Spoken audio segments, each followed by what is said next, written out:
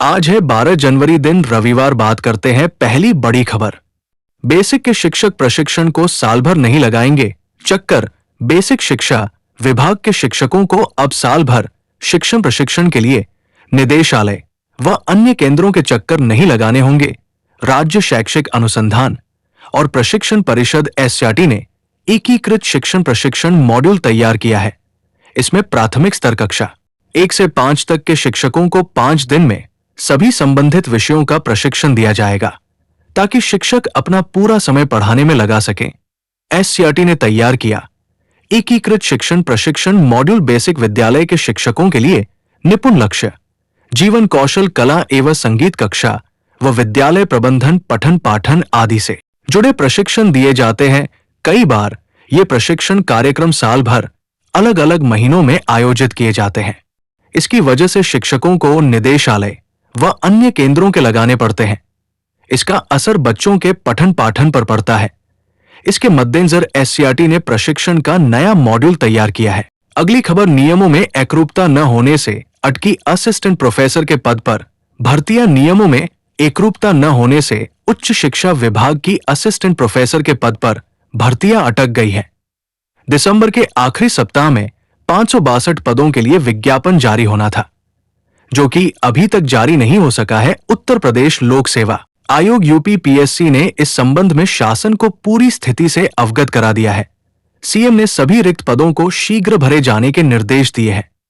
इसके तहत राजकीय डिग्री कॉलेजों और सहायता प्राप्त एडेड डिग्री कॉलेजों में विभिन्न विषयों के सहायक आचार्यों की भर्ती के लिए प्रस्ताव यूपीपीएससी को भेजा गया था। अधिकारियों के मुताबिक राजकीय डिग्री कॉलेज में असिस्टेंट प्रोफेसर की भर्ती की मेरिट लिस्ट में स्क्रीनिंग, लिखित परीक्षा और साक्षात्कार दोनों के अंक जुड़ते हैं। वही एडेड डिग्री कॉलेज में लिखित परीक्षा सिर्फ क्वालिफाइंग होती है। अगली खबर, 2027 की तैयारी में जुटी कांग्रेस, संगठन की मजबूती पर जोर। कांग्रेस विधानसभा चुनाव 2027 की तैयारी में अभी से जुट गई है। चुनाव से पहले संगठन की मजबूती के लिए पार्टी पूरा जोर लगा रही है।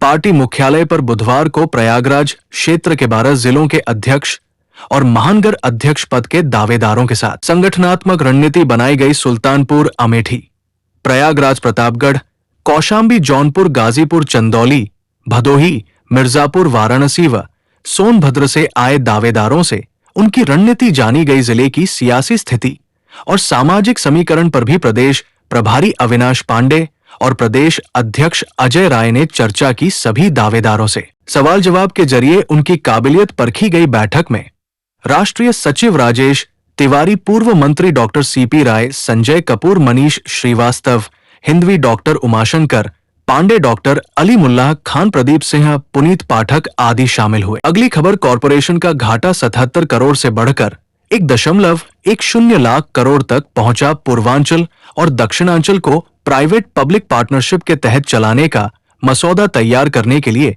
परामर्शदाता नियुक्त करने की कवायद शुरू कर दी गई है।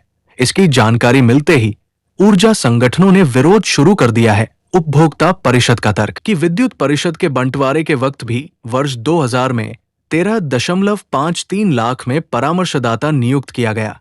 उसकी सलाह पर चलने का नतीजा रहा कि कॉरपोरेशन का कुल घाटा 77 करोड़ से बढ़कर 1.10 लाख करोड़ पहुंच गया है। आरोप लगाया कि अब एक बार फिर रिफॉर्म के नाम पर उपभोक्ताओं का करोड़ों रुपया पानी में डालने की तैयारी है।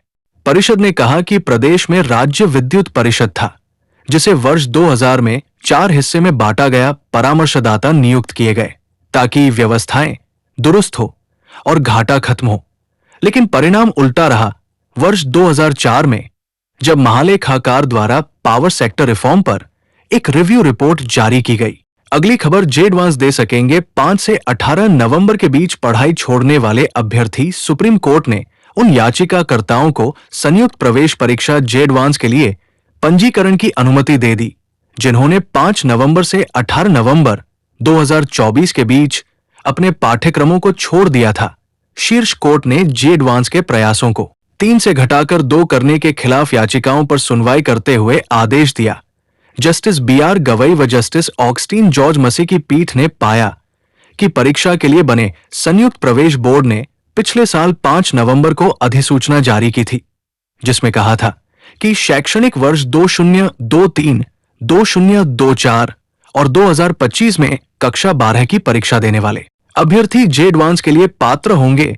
18 नवंबर 2024 को अधिसूचना जारी हुई थी, जिसमें पात्रता को केवल 2 शैक्षणिक वर्षों 2024 व 2025 तक सीमित कर दिया गया था। पीठ ने कहा, यदि अभ्यर्थी 5 नवंबर की विज्ञप्ति पर अमल करते हुए इस समझ के साथ अपने पाठ्यक्रम से बाहर हो गए कि वे जेई में बैठने के हकदार होंगे। अगली खबर, रक्षा उद्योग को बढ़ावा देने के लिए डिफेंस पॉलिसी निवेशकों को भारी छूट देने की तैयारी कर रही प्रदेश सरकार करीब 3 लाख करोड़ रुपए के रक्षा उद्योग में पैठ मजबूत करने के लिए यूपी सरकार डिफेंस पॉलिसी लाने की तैयारी में है।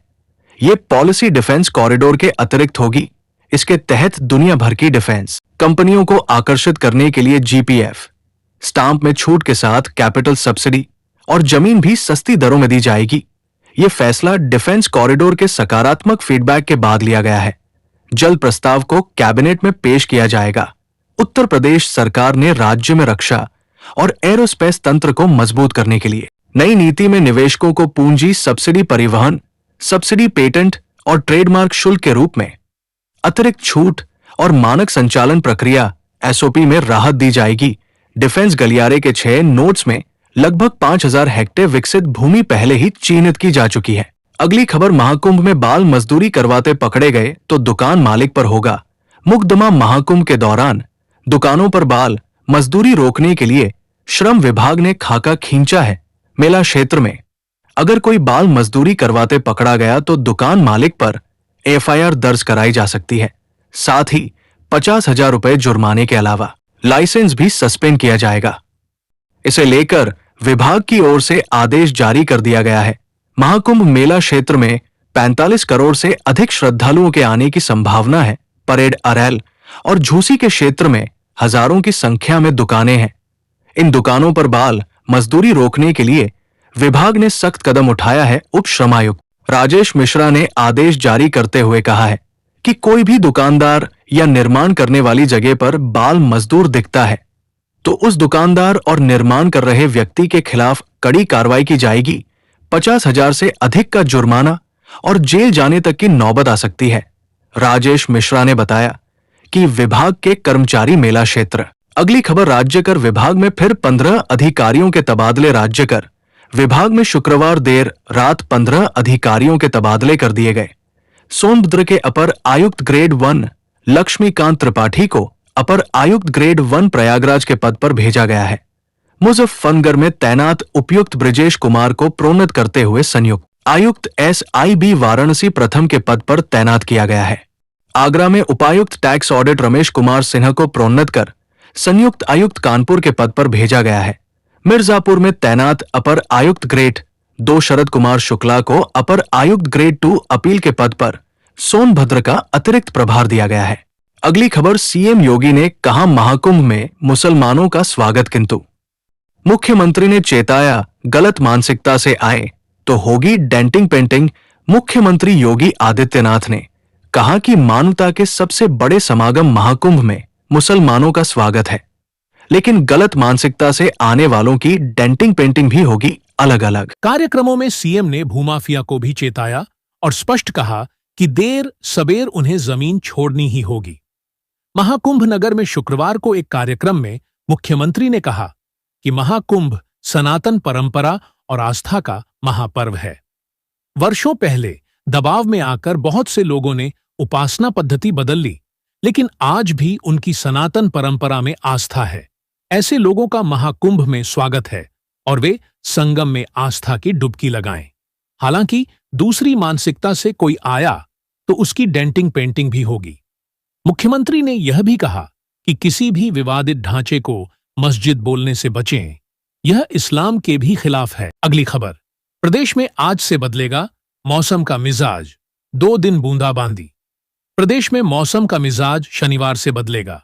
मौसम विभाग के अनुसार पश्चिमी विक्षोभ और पुरवाई के असर से 2 दिन पूरब से पश्चिम तक बूंदाबांदी के आसार हैं।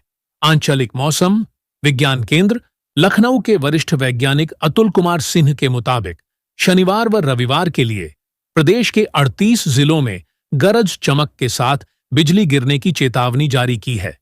इसके बाद फिर से तापमान में उतार चढ़ाव देखने को मिलेगा। वहीं शुक्रवार को तराई समेत अन्य कई इलाकों में सुबह घना कोहरा छाया रहा।